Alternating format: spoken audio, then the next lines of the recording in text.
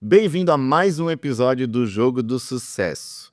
E hoje a gente tem um tema muito importante para você, empresário, que vai falar sobre atualidades, sobre geopolítica, sobre economia.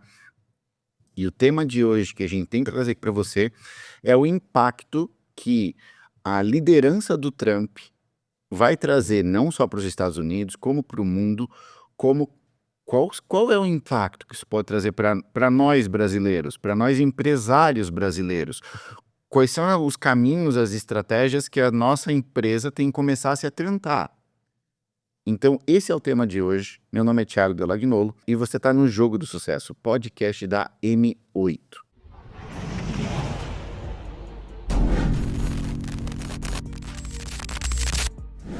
Para estar discutindo esse tema com vocês hoje, a gente tem dois experts da M8 aqui para contribuir muito, que são a Almiri e o Jonathan. Olá, pessoal, mais uma vez aqui. Jonathan. Olá, pessoal. Mais uma vez também. Agradeço a presença aí, tá nos assistindo. Isso. Obrigado por mais uma vez estar aprendendo aqui com a gente, conversando com a gente. Lembre-se que você pode mandar aí o teu comentário nos comentários, né? O teu ponto de vista também, ainda mais do assunto que a gente vai falar hoje. Também lembre-se de se inscrever aí no canal, né? Já aproveita, né? Já se inscreve já, né? Sim, já escreve assim no Mas deixa para depois, porque esquece. Já se inscreve já para garantir. Isso aí. Mas, gente, vamos lá. Quando vocês olham para o Trump, na primeira gestão dele para agora, como é que vocês sentem isso entre quem ele foi lá e quem ele está sendo agora? A gente percebe diferenças ou são mais semelhanças do que diferenças? Por quê que eu estou perguntando isso? Porque, eventualmente, a gente pode aprender com o passado, né? Uhum. E aí, como é que vocês estão vendo o que evoluiu na liderança dele? O que mudou? Falando especificamente da liderança, acho que depois até o Jonathan consegue contribuir mais nos impactos, né, no mundo todo sobre isso, mas especificamente da liderança, fazendo um comparativo, sim, tem algumas coisas que se repetem, semelhanças, como tu falou, mas tem algumas diferenças. O que eu percebo como diferenças é que ele chegou muito mais posicionado agora. É claro, você está num segundo mandato, né? Então você já tem conhecimento, diferente de quando você está no primeiro, ainda tem muita novidade, né? Então ele já fez uma análise do momento que ele esteve lá, o acompanhamento dos últimos anos do mandato anterior, e aí ele já chegou com uma estratégia toda construída, que eu vejo que é um pouco diferente do último mandato. Eu senti que ele veio com muito sangue nos olhos. Uhum.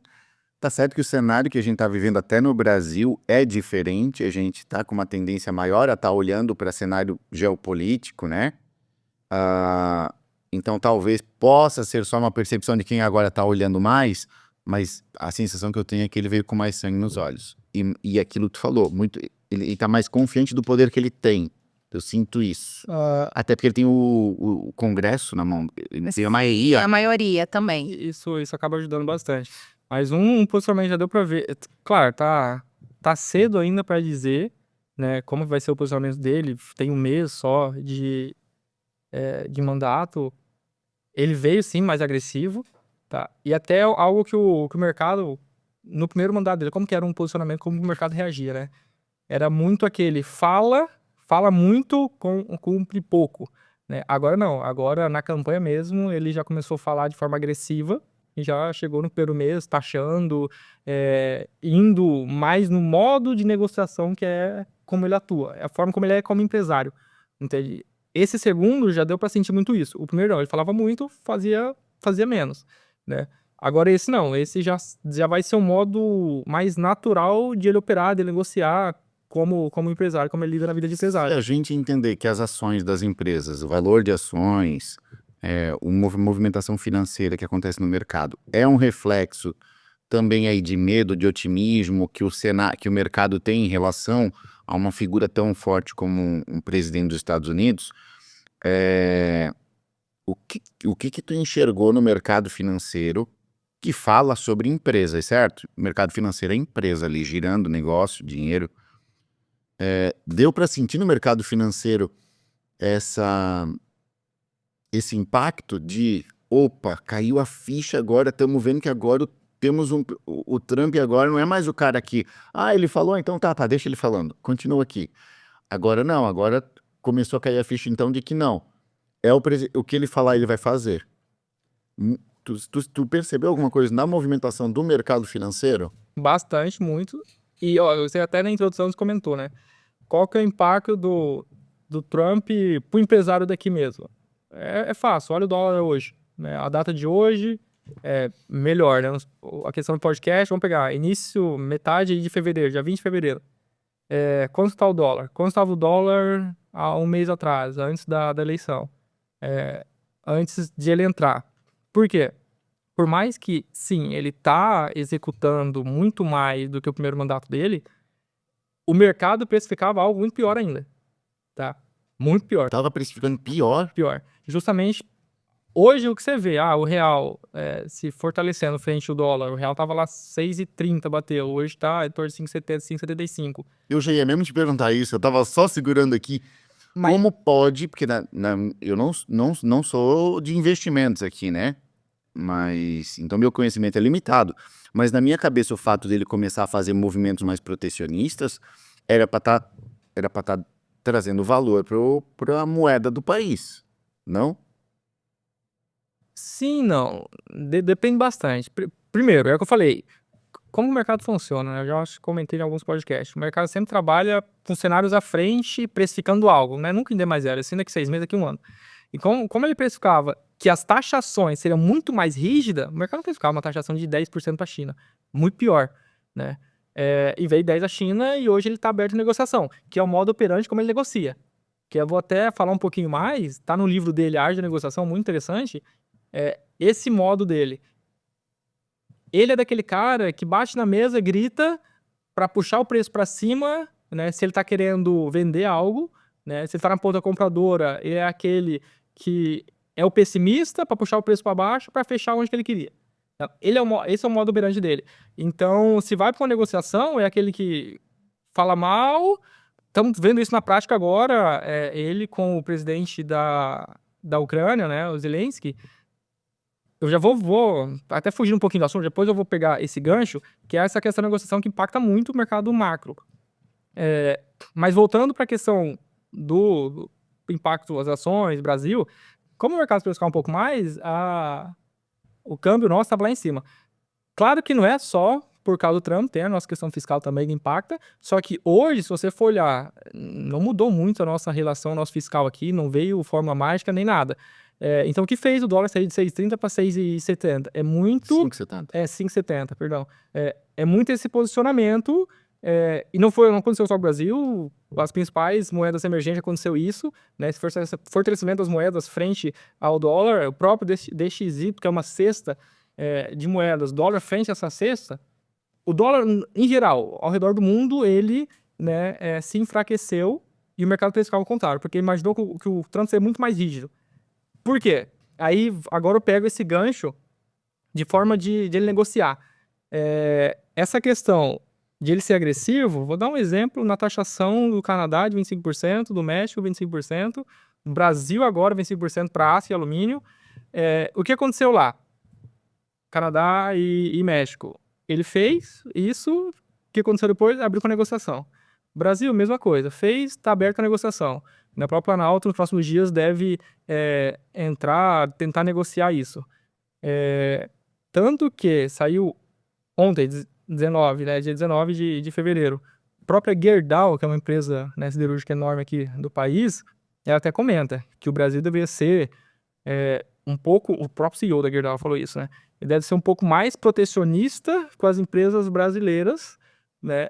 Até parecido um pouco com o Trump, porque, um exemplo, se ele taxa, e daí tem duas formas de pensar, né? Se ele taxa os produtos que vai entrar nos Estados Unidos, por um lado, fortalece quem produz lá dentro, né? A própria Gerdau se beneficiou disso, porque ela tem fábricas dentro dos Estados Unidos. Então, por esse lado, ela se fortaleceu. Só que a contrapartida, né?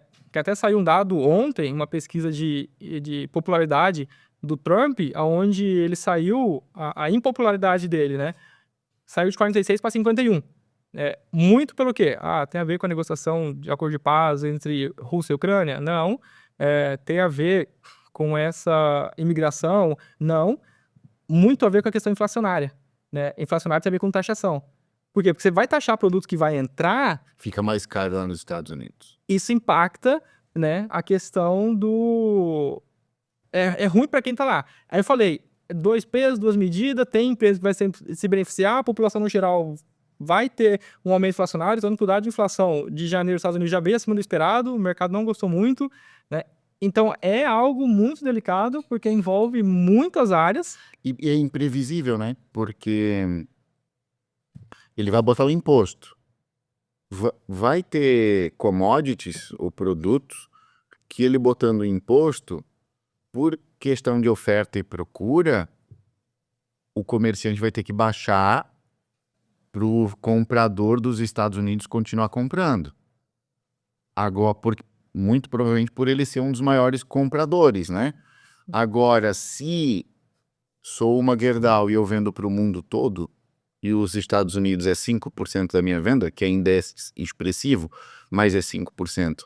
E agora você está querendo que eu venda 25% mais barato? Vou dizer, pera, eu vendo para cá então. Tanto que o que eu Aí o comprador vai ter que ele arcar com o imposto, vamos dizer assim, e ele vai ter que repassar para o cliente, né? Tanto que eu comentei ali, não chega a concluir, né, do CEO da Gerdau, falando o próprio governo brasileiro ser um pouco mais, vamos colocar patriotista, proteger mais as empresas do Brasil, porque entra muito produto, entra a questão de minério, né, isso afeta a Gerdau.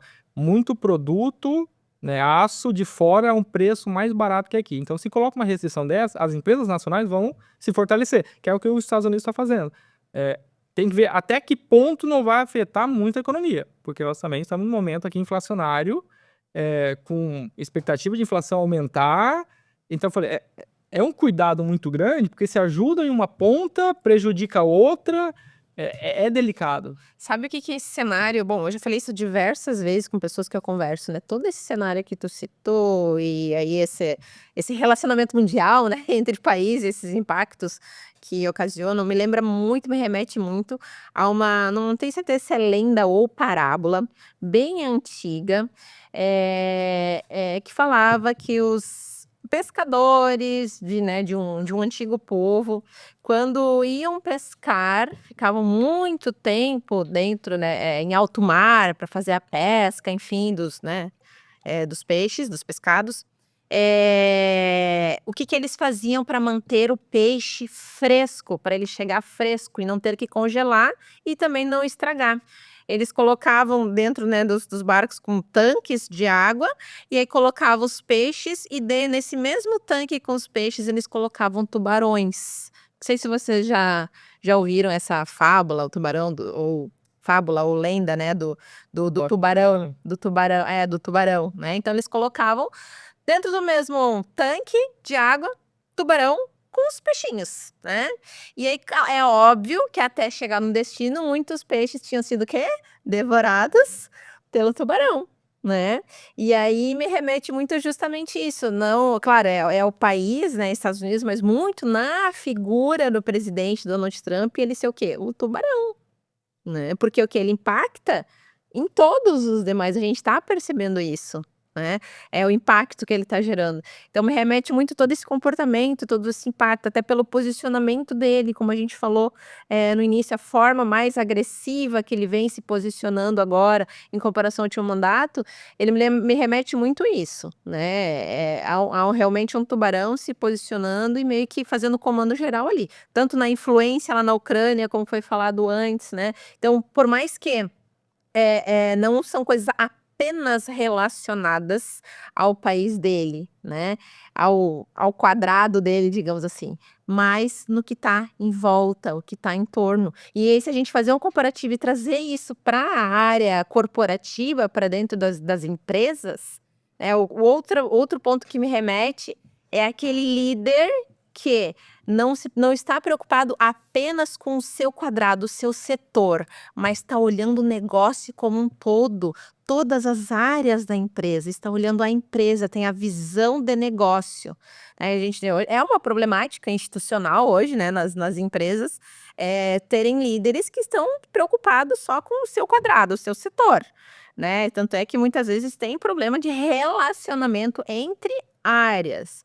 Inclusive, já escreve aqui nos comentários se você está assistindo isso e trabalha numa empresa, ou é proprietário, ou é líder de uma empresa e tem essa problemática. Hoje, infelizmente, eu vejo isso como muito comum dentro das empresas. As áreas que não têm um bom relacionamento, os próprios líderes que não se relacionam bem, ou seja, porque estão preocupados apenas com o seu processo, o seu quadrado e não com o todo. E a gente consegue ver que não, ele não está preocupado apenas com isso, ele está olhando todo, toda a influência e todo o impacto. Então a gente consegue fazer esse comparativo do que a liderança do Trump nos ensina, aí que a gente pode fazer esse comparativo para a área organizacional. Vou pegar esse teu gancho aí, vamos abrir esse assunto. Que tem muito mais aí para ser explorado, tá? Tem. O que eu, empresário, o que a gente, empresário, pode aprender sobre liderança com hoje a maior figura do mundo nesse papel de liderança? Ai, nossa, eu O que a gente participo pode de várias aprender coisas. pontos positivos e pontos negativos ali? Tipo, faça igual e não faça igual. Eu ia falar, porque assim, tem coisas, focando no aprendizado, tem muita coisa que a gente consegue aprender, tem coisa que a gente consegue transformar, ou seja, até o aprender do que não fazer continua sendo um aprendizado, né? Ah, não faça isso, então é um aprendizado, né? Mas um dos pontos é esse que eu falei, a visão global, a visão estratégica. O próprio patriotismo que ele tem me remete também ao ponto, né, de novo, fazendo um comparativo com as empresas, dor de dono. A gente não fala tanto dentro das empresas para o colaborador. Você é colaborador, tem que ter dor de dono. O que é a dor de dono dentro das empresas? É justamente você, de novo, ter atenção, o cuidado e prezar pelo todo, não só, eu só tenho que grampear papel, vou só grampear papel e o resto não quero saber. Não, é justamente isso, a dor de dono. Por isso a gente fala da liderança, cobra da liderança, né? Você tem que ter dor de dono, como se você fosse o quê? O dono da empresa. Então eu vejo que quando, por exemplo, ele se preocupa com esse novo processo, inclusive que ele está implantando agora, que até esse novo setor que está o Elon Musk à frente, gerenciando. Dodge, o que é isso? Melhoria de processo. Eficiência, né? É melhoria de processo. Então era algo que não tinha, ele foi lá e implantou. Já é uma melhoria do processo ter implantado, e isso que ele implantou é para melhorar os demais processos. Mas quando tu fala ali dessa postura dele, né, de olhar de dono, Uhum. dá pra gente fazer até uma analogia aqui ele trouxe muito forte o MAGA, né? Make America Great Again, que é resgatar o sentimento de patriotismo, né? Do americano voltar ao que era antigamente, que eu sou o melhor do mundo e tô dizendo que sou.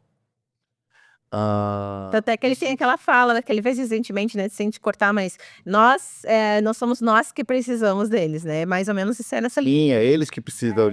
Falou sobre o Brasil até, né? Foi uma pergunta de um repórter falando do Brasil. Mas nesse contexto todo, é uma lição de cultura organizacional, então, certo? Como implantar uma cultura organizacional na sua empresa? Copie o Trump, no sentido do MAGA, do Make America Great Again. E aí traz muita questão do propósito atrelado à cultura organizacional, né? Qual é o porquê da empresa? Qual é o porquê dos Estados Unidos? Que os americanos vão abraçar a causa, ou que teus funcionários vão abraçar a causa. E você vai pegar como modelo, eu acho que aí é interessante também não olhar ele só como uma figura de presidente, mas sim, se quer modelar como empresário, é interessante, porque a história empresarial dele é de muita resiliência. Então, no livro ele até comenta, né, primeiro, ao longo da jornada dele, ele quebrou 6 vezes, né, teve ali 6 recuperação judicial, então praticamente faliu, voltou hoje, né, é bilionário. Isso como empresário, antes de ser presidente. Então pensa na figura empresária antes de ser presidente. Presidente é momentâneo. E ali o que fez ele construir isso? Primeiro, não é todos, lógico, os empresários que se identifica, porque é muito perfil pessoa, ele é um perfil arrojado, agressivo, né, de realmente correr riscos, tanto ele e o Elon Musk acaba se dando bem, ao meu ver, por causa disso. O Elon Musk é uma pessoa que corre muito risco, por isso ele teve muito resultado. Ela tendo valores Só- semelhantes, né? Exato. Então a dobradinha ali funciona muito bem. Então, esse perfil dele, ao longo da trajetória, essa resiliência, essa de passar por muita dificuldade, modelar isso, eu acho que é muito válido. Não só hoje a figura como líder, mas sim a figura trazendo para negócios mesmo. O que o empresário brasileiro pode ver com um presidente? Não, se você olhar só a figura de presidente, é só 4 anos antes, mais 4, não. Olha a trajetória dele como empresário, aí você vai te tirar bastante aprendizado. Sim, e você cita bastante o livro dele, né? Além do livro, tem um documentário dele também sobre ele. Agora não sei se é na Netflix ou no Prime, eu não me lembro qual que é o canal, mas tem um documentário também falando sobre ele, desde lá do pai dele, negócio da família de construção civil, começou com o pai, né? Enfim, toda essa história. E é bem legal também, quem quer, como a gente tá falando aqui, estudar a liderança Trump e a história dele, por que que ele é assim hoje, né? Então, além do livro dele, também tem a questão do documentário. Não conhecia esse documentário. Sim, tem. Eu só não me recordo se é na Netflix ou no Prime, mas tem também o documentário. Já me interessei, porque pelo seu entendimento que está se falando, ele vai fazer um vínculo entre a história dele de vida e como a história de vida dele define a postura dele como empresário e líder, é isso? Fala da história dele, é que vamos lá, no momento que fala da história, está vinculado, exatamente, né? Por que que é assim, enfim, quando falou já desde a adolescência dele, algumas coisas que o pai dele colocou ele no exército, para qual motivo, enfim, então é bem interessante. Não vou falar aqui para deixar o pessoal curioso, que nem tu, para assistir, só tem que procurar lá, eu não me recordo se é na Netflix ou no Prime, mas tem, tá? É um documentário falando sobre o Trump. E sim, a gente tem muito a aprender com ele nesse sentido. E olha só, outra coisa, né? É o aprendizado contínuo e se remodelando. A gente começou falando sobre o primeiro mandato dele e o segundo, a gente já percebeu uma diferença. Ou seja, ele não é hoje o mesmo Trump lá do primeiro mandato. Ou seja, ele continua aprendendo, mesmo com a idade que ele tem. E com o dinheiro, né? Ok, mas assim. Porque, o que acontece de eu ver empresário que o ego aumenta num grau que você não consegue nem dialogar, porque não? Quem é tu para falar, eu fiz dinheiro? Se alguém poderia subir o ego, era ele nesse contexto, né? Do tipo, não preciso mudar, eu tô certo, eu fiz dinheiro. Exatamente, exatamente. Muitas vezes é o contrário, né? Não precisa. Mas mesmo assim, ele continua fazendo essas, como a gente falou, melhorias que ele implantou, melhorias no processo, melhorias, teoricamente, nele mesmo, na forma dele conduzir, né? Quanto do sucesso dele como um todo você acredita que vem dessa flexibilidade dele, de mudar, desse olhar aberto? Olha, eu vejo mais, tu falou flexibilidade, mas eu vejo mais resiliência do que flexibilidade. E eu vejo. A flexibilidade que eu dizer não é com os outros, é com ele próprio. Sim, sim. Mas mesmo assim, eu ainda vejo mais resiliência do que flexibilidade. E talvez uma coisa esteja atrelada à outra. Porque quando tu é resiliente para não desistir, e aí então a tua resiliência está ainda acima do que a tua inflexibilidade para não mudar. Então é mais fácil você ser flexível para. Motivado pela resiliência. Exatamente, é uma opinião minha e eu até vou justificar o porquê essa é a minha opinião e talvez isso se aplique a ele, porque eu percebo em mim mesma isso também. Essa questão da resiliência em mim é muito forte, inclusive eu tenho falado muito sobre resiliência nos últimos tempos. E quando você é resiliente, então teu propósito é aquele, enfim, conseguir algo, a barreira de você não ser flexível ou ficar presos a paradigmas, a dogmas, ela diminui, porque é mais forte a tua resiliência para conquistar e você entender essas mudanças necessárias é um motivador, como tu falou. Então, por isso que eu conecto uma coisa com a outra. E aí, pela história de vida dele, até como o Jonas estava falando antes, a gente percebe que ele é resiliente, não foi lá, não desanimou, não deu certo uma coisa. Por exemplo, as estratégias que a gente comentou antes, do primeiro governo agora para o segundo já são diferentes, ou seja, ele é resiliente, né? E talvez também ele esteja vindo agora com esse ímpeto tão que a gente percebe uma agilidade diferente, tudo muito rápido. No primeiro mês de governo, ele assinou mais de 80 mudanças, enfim, foi em menos de 30 dias, é muito rápido. A agilidade muito maior do que a primeira. E eu Aí vejo é pra que dizer que você é aprender com os próprios erros? sim, e também o tempo, a gente falou da idade dele, né? Será que, quando concluir esse mandato, ele ainda estará disponível ou com o mesmo ímpeto para um próximo? Será que ele está pensando assim, não, esse mandato agora é a mudança, é o legado que eu quero Pela construir? legislação americana, é o último mandato dele que ele pode ter como presidente, né? Então. Nos Estados Unidos são 2 mandatos, independente de consecutivos ou não. Eu nem sei se pode consecutivo, tá? Pode, né? Consecutivo. Eu acho que Mas são 2 mandatos totais na história da vida da pessoa. Já ouvi falar que tá tendo movimento. para mudar isso. Agora, até onde se movimentar, se ele Então. participando ou não, não sei. Mas já surgiu esse burburinho, esse assunto, essa fumaça de mudar a legislação para permitir. Então, tá vendo se esse é o último, como tu acabou de falar, tá vendo que é a última chance que ele tem para fazer a mudança que ele quer ver no país? Então, por que a agilidade? Mas ela é 5 anos, né? Ela é 5, né? São 5 lá, 4 também? Mas são 4 anos, ele recém começou. O quê? Mais 4 anos para um governo, e ainda que nem a gente tá falando antes, um governo não é só dentro do quadradinho que a gente Estados Unidos, ele tá impactando mundialmente. É pouco tempo. É pouco tempo. E algo bem diferente, ele já mostrou que vai atuar agora, né, é nessa forma geopolítica. Não só olhando o patriotismo, isso aí ele já é natural dele, né? Só que o que veio um pouco diferente é a abordagem macro hoje. Se eu pegar o primeiro mandato dele, existia muito atrito entre ele e Putin, né? Hoje não. Hoje a preocupação dele acaba sendo... Existe algo maior do que esse atrito, que é a soberania de China como a maior potência mundial, entende? Então, por quê? Porque, tecnicamente, hoje, China e Rússia são parceiros ali comerciais, só que agora ele sentou com o Putin justamente para tentar ter um acordo de paz ali na Ucrânia, nem chamou a Ucrânia para conversa, né? É mais ou menos aquele, deixa os grandes conversar e nós vamos ver o que nós vamos fazer com os pequenos, né? É uma abordagem mais desse jeito, já deu para ver que ele vai atuar dessa forma, que até foi um pouco diferente no primeiro. O primeiro até defendia bastante a questão do Taiwan, hoje aparentemente não vai ser mais assim, pelo menos em um mês. Um mês é pouco, não dá pra falar muita coisa, daqui 6 meses pode mudar. O porquê eu falo isso? Porque depende de onde que ele tá olhando, é o interesse dele, é o que você comentou no início, é o interesse dele. Um exemplo agora que aconteceu, antes de ele apoiar... ali vão colocar, não apoiar, né? Mas aparentemente, né, interpretando, é como se ele estivesse do lado da Rússia contra a Ucrânia, justamente para encerrar logo essa guerra, e já tá 3 anos, né?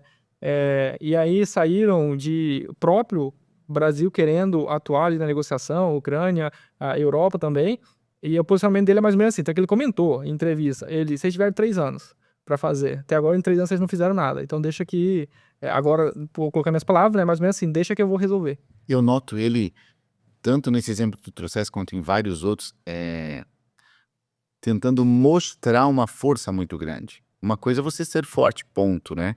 E não preciso mostrar, não. Eu vejo ele declarando essa força. Como o que tu falou ali, ó. Vocês não resolveram agora, eu vou resolver. É no canetaço aqui agora, ó. 20, 30 decisão por dia. Bater foto, postando. Ele tá eu sinto isso, ele tá querendo mostrar uma força dele, um poder dele maior do que eu senti no primeiro mandato dele.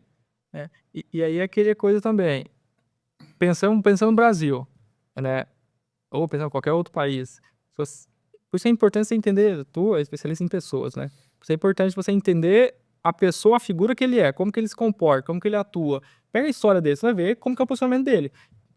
Hoje, estar sentado em uma mesa em lados opostos dele não é tão interessante. Se ele é aquela pessoa, pela história de vida, que ele vai tentar, o próprio comenta, ele tenta até conseguir o que ele quer. Eu vou abrir um tema aqui que, olha, Eu vou cuidar das palavras que eu vou colocar. E se vocês acharem melhor, vocês avisam, a gente sai fora. Ah, Tá? Mas eu sou curioso, vamos lá. A gente teve aí, durante o mandato do Biden, uma certa perseguição com a figura do Trump, não teve? sim. Tá. Vou com cuidados aqui, ó. No Brasil, a gente tem um cenário semelhante se repetindo algumas vezes. Vamos lá. A gente teve aí um primeiro cenário onde foi o nosso atual presidente, o Lula, que foi, entre aspas, supostamente perseguido pelo sistema, né? E supostamente foi perseguido e levado à suposta condenação e daí por diante. Aprendi que supostamente protege juridicamente.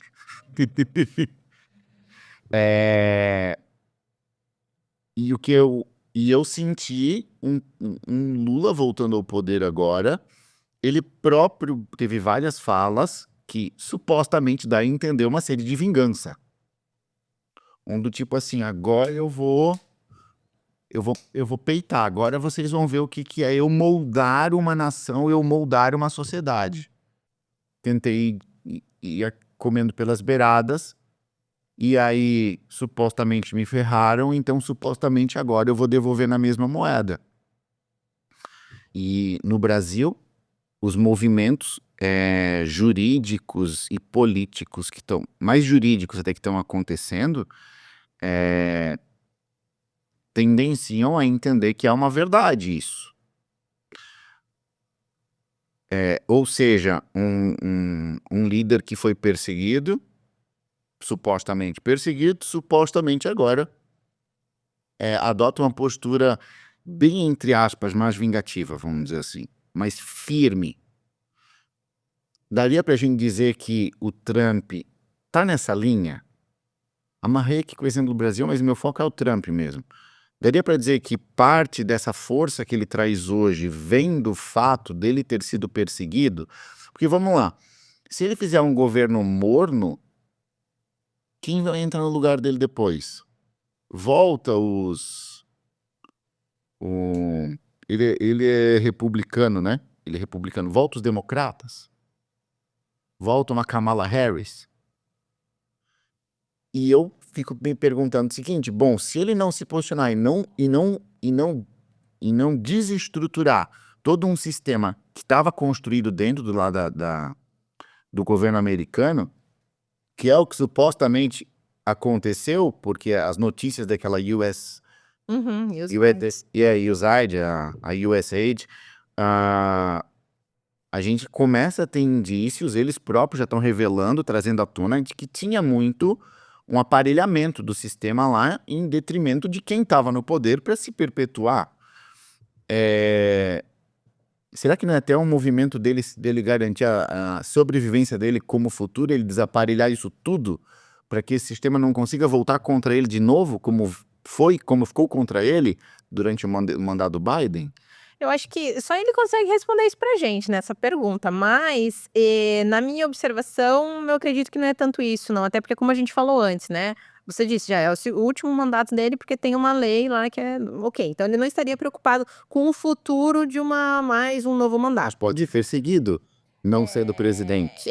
Isso é normal da concorrência, do outro partido, eu acho isso independente, sempre vai acontecer. Preso e condenado? Não preso condenado, acho que isso não, acho que ele vir nessa pegada hoje é mais pra fazer história. Legado. Fala o nome. Exato. Qual o nome dele? Tanto que, um exemplo, até pessoas próximas dele comentam, é um fato curioso, tá?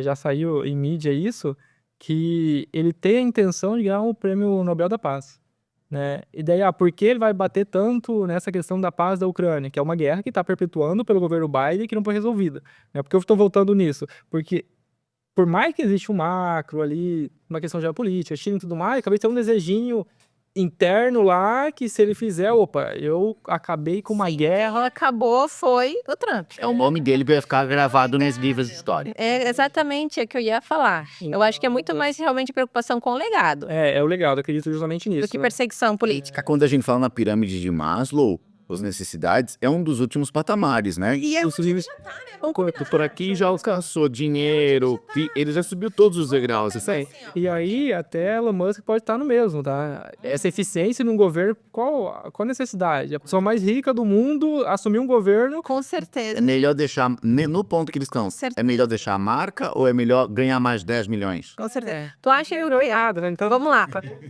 Alguém deve ter movido ele de novo lá no primeiro mandato a se candidatar para presidente. Já era da última da pirâmide. Já era o último step da pirâmide. E agora continua sendo mais forte ainda. Então, respondendo a tua pergunta, eu vejo que só ele vai conseguir nos dizer isso, responder. Mas a minha percepção é que é mais sobre legado, história, fazer história, patriotismo junto. Tenho que resolver as problemáticas do meu país. Então, une aí. Ele ser executor, que era o ensejo que eu ia aproveitar da tua fala anterior a essa, inclusive. Ele ser executor, porém, vamos de novo conectar isso com o mundo organizacional para quem está nos assistindo conseguir aplicar lá no seu dia a dia e conseguir se enxergar nesse meio, né? Então, ele é executor. Então eu vou lá e eu vou resolver. Porém, tem uma charada grande aí que a gente tem que aprender com ele é o seguinte: ele é executor, mas ele executa aquilo que ele tem que executar, que não adianta ele delegar para ninguém fazer. O que ele pode delegar, ele delega. De novo, vou utilizar o exemplo do Dodge lá da questão da eficiência. Não é de larga, né? Não, delega. Ele delega, né? Então vamos lá, o líder na empresa. Agora vamos de novo conectar lá com o proprietário da empresa, o gestor da empresa. O que eles geralmente fazem? Estou com problema no meu estoque, vou lá contar o estoque. Vou lá operar no caixa. Vou lá limpar o teto que está sujo. Vou lá bater a caixa. Vou lá executar. Mas aí isso é algo que outra pessoa pode fazer. Então existe essa diferença de executor, percebe? Você, líder executor, executar aquilo que cabe você fazer e não o que outra pessoa deve fazer. Porque eu percebo, trabalhando com liderança, eu percebo as duas extremos opostos. Eu já atuei com empresários que eram executor a nível de fazer o que o auxiliar dele tem que fazer, como, por exemplo, bater caixa, contar estoque, e deixar de fazer o que ele, enquanto empresário, que é gerir a empresa, olhar a gestão estratégica, financeira da empresa, comercial da empresa, não faz porque está ocupado batendo caixa com o estoque. Essa é uma extrema. A velha máxima do operacional estratégico, né? E a segunda extrema também, que é o quê? Ah, não, eu delego, mas ele delega até aquilo que ele não deveria delegar.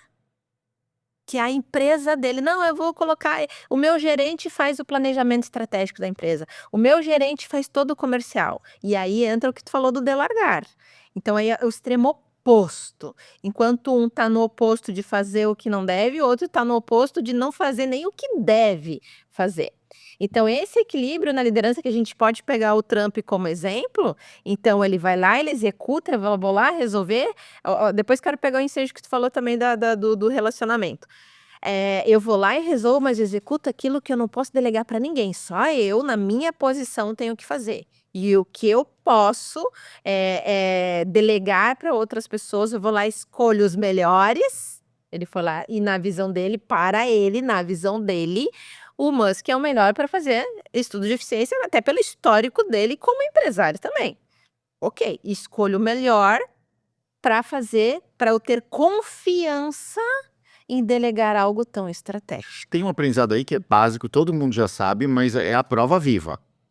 É meritocracia, né? O melhor no cargo. Vou pegar o melhor, não parente, amigo, afiliado ou... Sim, com certeza, porque aí tem a confiança, né?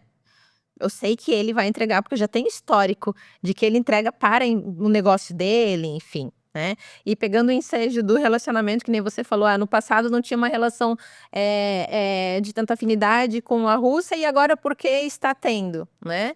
É relacionamento. Por mais que esteja com base numa necessidade, que nem você falou antes, ok. Mas, se antes eu não me relacionava e agora eu tenho a necessidade de me relacionar, eu vou me relacionar. Isso é um outro grande aprendizado. Que não fica presa aquela questão, não, sabe aquela questão de, tudo bem, a gente sabe que ele tem um grande ego, mas ele não ficou preso à questão do ego. Não, eu não falo com fulano, eu vou continuar sem falar. Não, isso não. Eu vou fazer só um adendo rapidão aqui. É, Porque vai que a pessoa tá assistindo esse podcast daqui 6 meses, tá? E tudo isso pode ter mudado. Nós estamos em fevereiro de 2025. E fazendo com base essa conversa, Vai faz transformar com tempo agora. de agora. Eu gosto de falar bastante no mercado. Eu vou falar qualquer coisa, falar na data de hoje, o mercado pensa assim. O mercado muda muito, né? 6 meses é muito tempo. Deixa eu segurar rapidinho. Aguenta aí. 6 meses é muito tempo para tudo, para tomada de decisão, para mercado financeiro, para decisão de que produto você vai criar, que produto você tem que focar para vender, época do ano. 6 meses é muito tempo. Então, não bobeia. Vem conhecer a M8. Clica no link aqui da descrição ou escaneia o QR Code aqui da tela e vem conhecer a mentoria mais completa do Brasil. Você vai ter acesso a mim, a Almiri, o Jonathan e um total de 8 especialidades ali dentro. Por isso a gente fala que é a mentoria mais completa do Brasil. Você vai ter qualquer tipo de suporte que a tua empresa precisa, em qualquer área, você vai encontrar ali. E não é cursinho gravado, não. É mentoria. É mentoria. Onde você vai entrar, você vai ter sim acesso às gravações, ao histórico, mas você também tem acesso a um fórum para debate, tirar dúvida com a gente, troca de experiências com outros empresários. Você vai ter mentorias ao vivo, com a agenda toda programadinha para você se preparar, você empresário, entrar lá, participar, interagir, perguntar ao vivo para a gente. E a gente quer pegar na sua mão, na mão da sua empresa e ajudar ela a ter sempre as decisões acertadas para cada momento. Para que você não fique preso nas decisões que você já tomou há 2 anos atrás, há 5 anos atrás. Então vem atualizar a tua empresa e vem garantir o crescimento dela com decisões acertadas e também a proteção dela, para evitar de, não percebi uma mudança no mercado e fiquei para trás. Então, clica no link da descrição ou escaneia o QR Code que você ganha 15 dias gratuitos, sem compromisso, para usar todo o conteúdo da plataforma, para conversar com a gente e se fizer sentido depois para você, aí você assina, combinado? Mas vem conhecer, não perde essa oportunidade. Já esqueci tudo. Não, agora pode continuar. Tá, o que eu comentava, 6 meses é bastante tempo, né? Por quê? Aí eu vou até especular um pouco aqui os últimos acontecimentos. Antes de mostrar, tecnicamente, esse apoio, até as últimas informações aí, os últimos dias, Trump chamando o presidente da Ucrânia de ditador, né? Colocou uma lei marcial, não teve novas eleições lá. Mas por que isso? Primeiro, antes disso, Trump chegou e fez uma proposta de negócio para a Ucrânia. Qual foi a proposta de negócio? Meio que na cabeça do Trump, um ato de reciprocidade da Ucrânia com os Estados Unidos. Que era assim, ao longo do... Também até Elon Musk está envolvido no meio, tá? Bem interessante isso. Ao longo dos anos, o Trump fala, Estados Unidos investiu aí em produtos bélicos mais 750 bilhões de dólares. O presidente ali da Ucrânia fala, não, foi 100 bilhões. Aí onde que entrou o Elon Musk no meio, o Dodge se dispondo a fazer uma auditoria para ver quanto foi mesmo, né? Mas o porquê disso? Por que eu comento sobre isso? Porque é o ato de reciprocidade do Trump, né, querendo que o Zelensky, né, presidente da Ucrânia, faz com os Estados Unidos. Porque o Trump chegou lá e falou bem assim, o tesoureiro ali dos Estados Unidos, foi diretamente ele, mas queria minerar, né, em terras raras da Ucrânia e ter direito, mas ali 50% dos lucros que fosse minerado. E mais ou menos ele tendo o aval que se a Ucrânia quisesse negociar com França, com Alemanha, qualquer coisa, passasse pelos Estados Unidos, possivelmente para os Estados Unidos ganhar alguma coisa. Que em somatório chegasse em meio trilhão de dólares. Então ele tinha esse interesse, essa proposta. Então ele levou essa proposta para o presidente não quis, falou, não quero, não vou vender a Ucrânia. Tecnicamente interpretou dessa forma, né, essa proposta como fosse vender.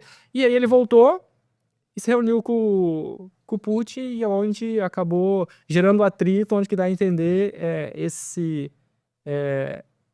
essa afinidade, né? Então tem muita coisa envolvida que eu fico. A especulação é: será que se tivesse aceitado o acordo, porque é muito benéfico para os Estados Unidos isso, entende? Se tivesse aceitado esse acordo, será que teria o mesmo tom de voz? É que ele muda muito a forma que ele comunica de acordo com o que ele quer, o que é vantajoso para os Estados Unidos.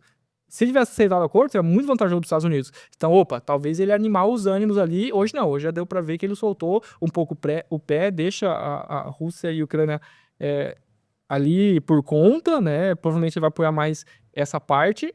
Mas por que eu comento isso? Queria que 6 meses tá tudo diferente. Entende?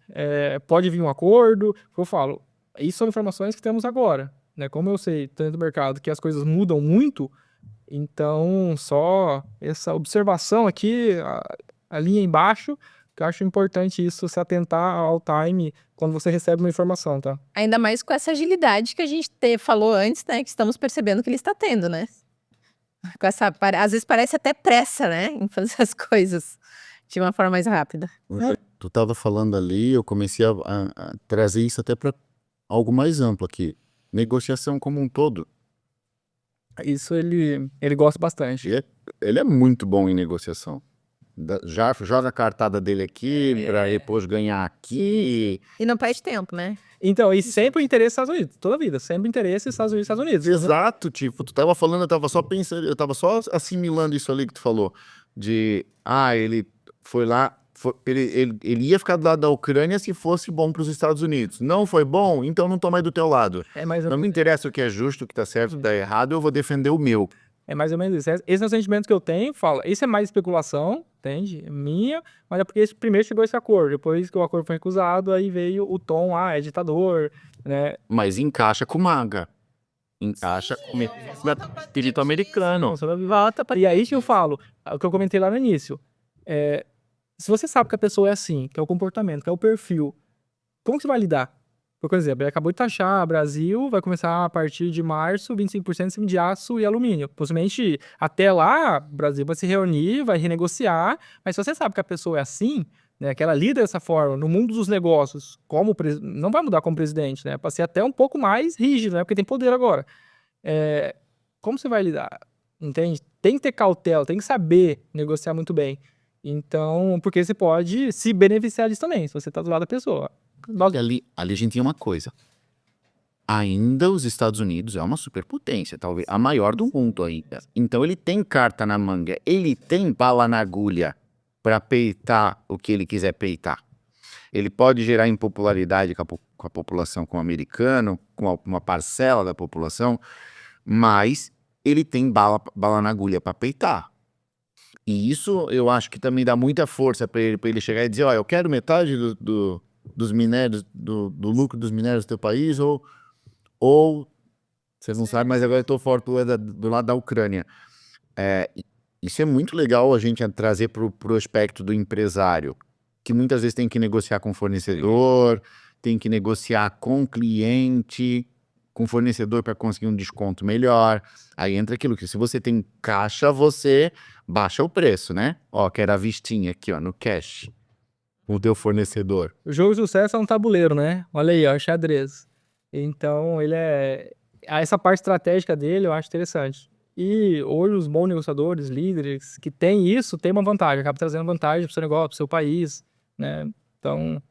Almiri, tu que é das pessoas, como eu identifico um talento que é bom em negociação, ou como que eu, líder, posso me desenvolver em habilidade de negociação? Para se desenvolver, até é curioso fazer essa pergunta, porque eu justamente estava pensando nisso. Aprenda com os melhores, os exemplos. A gente está trazendo aqui o Trump como exemplo. Aqui tem vários outros, além dele, que são exemplo. Aprenda, estude o comportamento. Outro dia até eu ouvi alguém falar assim, não era sobre o Trump, era uma outra pessoa. Mas eu não gosto do fulano de tal, acho ele muito isso, mas não é para você gostar. É para você aprender com ele. Você não precisa gostar dele para aprender com ele. Tudo bem, tem gente que não consegue, mas lembre-se, é o aprendizado. Então, sobre isso eu vejo que como que você vai aprender essa parte de negociação. Estude o que o outro está fazendo. As séries, por exemplo, de negociação, enfim, que tem até de tipo CSI, pesquisa, essas coisas assim. você já começa a pegar a sacada do negócio. E aí isso vai se tornando um Ô, hábito. Jonathan, nós vamos eu e tu fazer uma collab lá dentro da M8, cara. Nós vamos fazer uma mentoria sobre negociação, porque tem muito conteúdo bom de negociação. Tem muita literatura boa também de negociação. Se já vou aí, ó, falando em negociação, é assunto que eu acho interessante, né? Tem muitos livros, por exemplo, já li livro relacionado a isso. Negocie como se sua vida dependesse disso, Armas da Persuasão. Então, são livros muito bom que você acaba se desenvolvendo bastante, desde que você aplique também, tá? Mas é interessante. Fica aí como aprendizado, como indicação. Isso, desde que você aplique, né? Porque tem o 70, 20 e 10, né? Do aprendizado. Quem não sabe, entra na mentoria da M8 que vai aprender o que é o 70, 20 e 10. Mas é justamente isso. Aprenda com o outro e pratique. Aplique no seu dia a dia. Dessa forma, você vai desenvolver essa habilidade. Outra coisa, você comentou, né? Às vezes você não consegue modelar. Nós até comentamos em outro podcast, eu e o Gil, que era bem sobre isso. Nem toda pessoa vai ser 100% exemplo para você, né? Então, exemplo, se tem uma pessoa que você vê que ela prospera muito bem na negociação, vendas, sucesso empresarial, liderança, ok, isso ela é bom, modela isso com aquilo ali, né? Pode ser um pai de família ou uma mãe de família péssima e você não olha como exemplo. Se você é um pai ou uma mãe e quer melhorar nisso, ela pode ter uma saúde, né, que ela não cuida, entende? Porque ela focou 100% naquilo ali. Ok, ela teve êxito, ela é um exemplo. Então, tenta pegar coisa boa, porque de todo mundo você consegue, é uma forma que eu acredito, né, que eu levo a vida. Todo mundo eu consigo aprender algo. Com todo mundo, né, eu consigo aprender algo. Desde que seja o que eu devo ou o que eu não devo fazer, né? Se eu, no pouco tempo que eu converso com uma pessoa, se eu vi um padrão ruim nela, que não é exemplo pra mim, né, eu falo, opa, aquilo ali eu não devo fazer porque senão eu vou ter esse resultado. Talvez tive pouco tempo com a pessoa, só que eu consegui fazer só a leitura da parte ruim, mas eu aprendi algo a não fazer. Eu posso ter ficado pouco tempo com a pessoa, e ter visto algo positivo nela, né? E eu vou olhar, não, legal, aquilo ali é algo que eu posso aprender. Eu não conheço o restante da vida da pessoa. Pode ser que as outras partes da pessoa seja muito ruim, não é modelo para ninguém, só que em algo eu posso aprender. Então, tente modelar empresário, líder, pega essas pessoas. Eu acho que todo mundo você consegue aprender algo. Isso faz muita diferença para atingir sucesso, né, prosperidade. Ah, não gosto daquele empresário porque ele com a família dele é um... Coloque o adjetivo negativo aí que você quiser. Você não modela a família, né? Exatamente. Modela só... Ah, ele é muito bom gerindo dinheiro, gerindo pessoas. Modela ali. Perfeito. E pega daí outra pessoa pra família. É. Entende? Até Pra porque, relacionamento. até porque está, exatamente, até porque está relacionado à habilidade que você quer, que não está relacionado ao mundo familiar, você não tem que nem saber como é que funciona o mundo familiar dele. Mas tem que ser aquilo que é exemplo pro foco que você tem do teu aprendizado. E aí eu vou arriscar puxar uma pergunta que eu já fiz ali de novo. Mas é que eu botei duas ao mesmo tempo. Almiri, tem pessoas que são... Opa, eu não vou negociar, mas eu quero ter um setor de vendas. Eu quero ter um setor de compras na minha empresa. E a gente sabe que para o empresário, a parte da venda e do compras, muitas vezes define se a empresa vai prosperar ou não. Se eu compro bem e vendo bem, a minha margem aumenta. Se eu comprar mal e vender mal, a minha margem vai para o espaço, eu fecho muitas vezes no negativo. Como o empresário encontra hoje uma pessoa, um candidato à vaga, um funcionário, como ele consegue perceber se aquela pessoa vai entregar isso que esses dois setores precisam muito? Tá. Não só esse, né? Porque qualquer relação é uma negociação, mesmo entre setores internos, né? Aí a questão da seleção, né? Bom, 2 pontos. Primeiro, entenda que colocar a tua expectativa em cima do outro, querer que o outro faça ou seja o que exatamente tu quer, nem sempre pode ser que entregue, né? Porque você é uma coisa, o outro é o outro. Essa frustração eu percebo porque quero que ele precisa fazer exatamente como eu. Não necessariamente vai fazer exatamente como você, porque é uma outra pessoa. Isso é um ponto. Segundo ponto, respondendo a tua pergunta sobre a seleção, então. Eu acho que a gente já até em algum momento falou sobre isso. foque no comportamental. O grande erro das seleções de como encontrar a pessoa que realmente vai entregar isso que eu preciso, é que foca apenas no técnico e não foca no comportamental. É esse comportamento que tu vai entender se ele tem o comportamento de entrega ou não, se ele tem o comportamento, da irritação, do estresse ou não, se ele tem comportamento em foco em metas ou não. Então veja que não é apenas mas ele trabalhou 10 anos fazendo isso. Tá 10 anos fazendo isso, mas e 10 anos fazendo como isso? Como ele está fazendo isso há 10 anos? Ele está fazendo isso de uma forma irritada, agressiva, com estresse, aos trancos e barrancos? Ou está fazendo isso com uma performance máxima, aquela que você procura? Entende? Tem a diferença, a gente fica no o quê e não pensa no como. Se ele tem 10 anos de experiência naquilo, então ele atende. Tá aí como ele faz isso há 10 anos? Será que é como como você quer que ele faça? Para atender o máximo possível a tua expectativa? Estão aprendendo com o Trump aí sobre seleção. Seleção de equipe. Valores têm que ser alinhados, né? Também. O valor do candidato tem que ser alinhado com com os valores da empresa. O valor é um negócio que é muito difícil mudar, né? Uhum. Não, o valor é da pessoa. É a mesma coisa do propósito. Não quero mudar o propósito da pessoa. Então o propósito é do outro, o valor é do outro. Tem habilidades, tem coisas que realmente você consegue adaptar e se faz sentido para a pessoa também, ela se adapta àquilo. Se aquilo não estiver linkado com o valor e com o propósito dela, ela também não vai se adaptar, não vai mudar. Então a gente tem valores para avaliar, tem a parte comportamental, que revela muito, e até tem um vídeo muito legal do processo de seleção da Heineken, tu já deve ter visto. Sim, sim. Aham. Que ele é basicamente baseado em atitudes comportamentais. É antigo, mas a gente aprende bastante com Antes, ele. mas ao mesmo tempo muito atual, porque boa parte dos empresários não aplica nem perto disso, né? Eu, sinceramente, não conheço ninguém que aplica. Não conheço.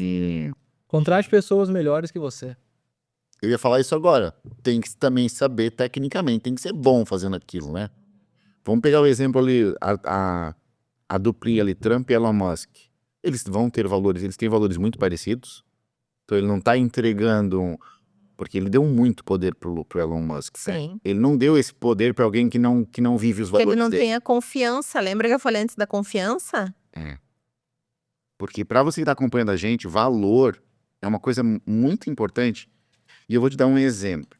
Vou tentar trazer isso para o contexto prático. Os valores vão definir como uma pessoa toma decisões. Se ela vai para cá ou para cá. Se ela opta por trabalhar... Vou dar um exemplo aqui adaptado para a empresa.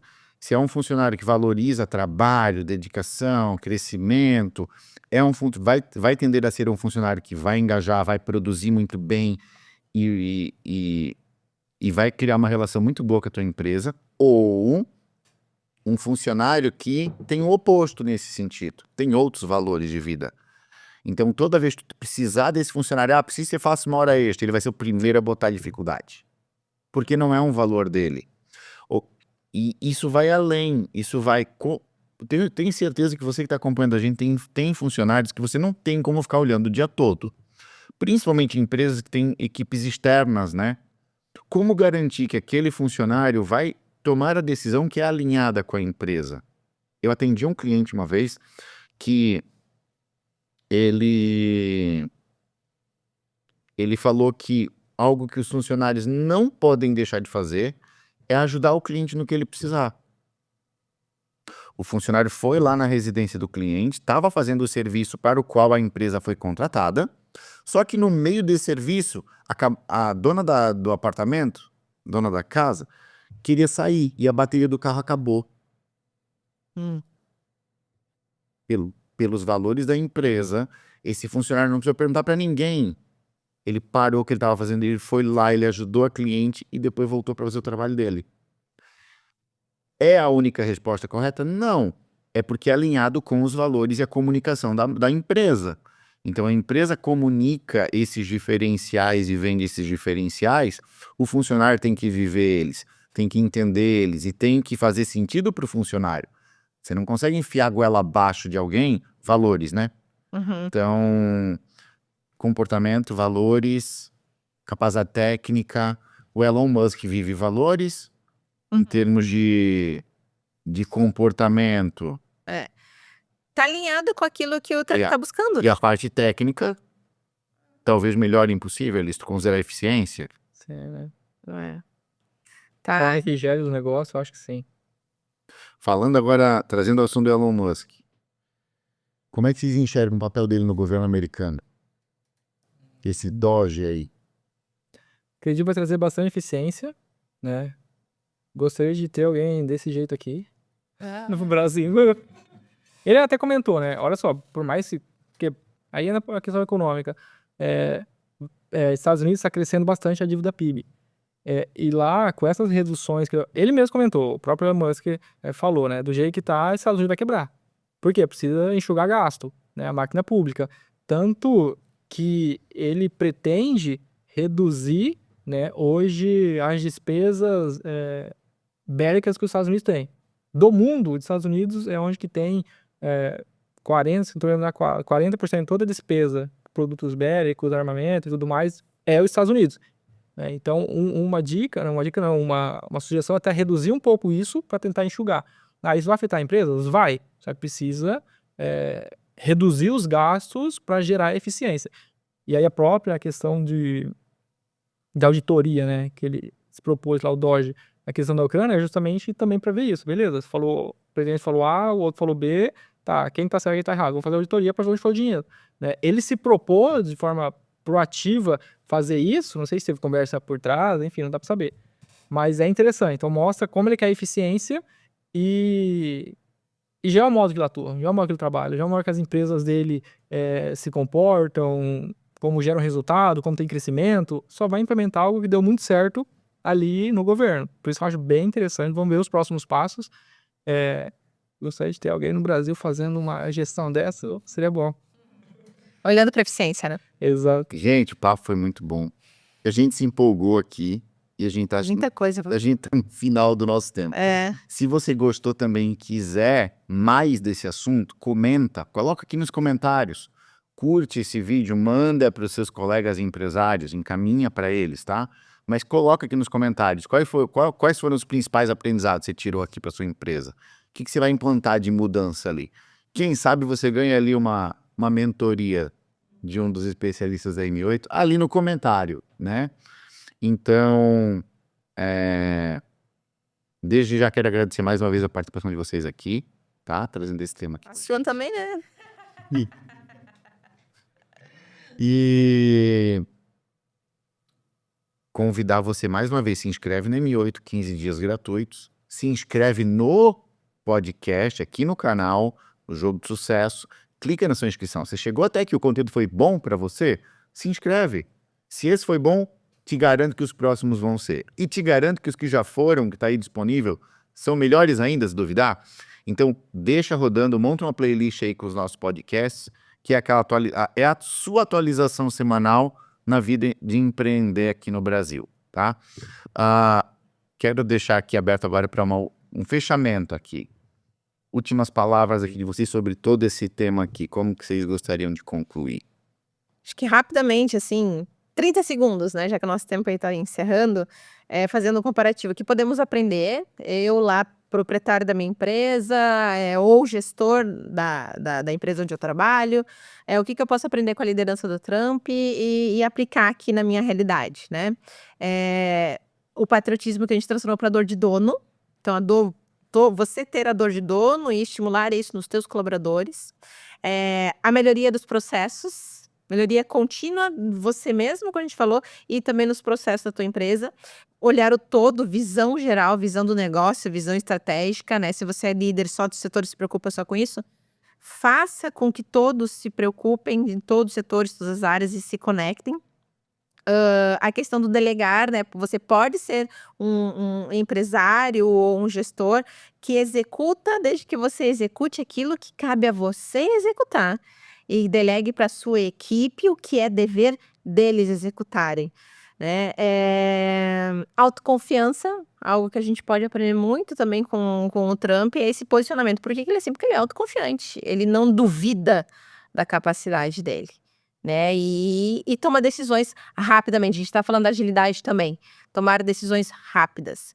Eu vejo que esses são, resumidamente, algumas das coisas que a gente falou e que no dia a dia, quem está nos assistindo, seja empresário ou gestor, consegue aplicar na sua empresa. Grande parte disso também, né? Na questão da liderança dele, vejo como achar pessoas melhor, que você acha bem importante isso.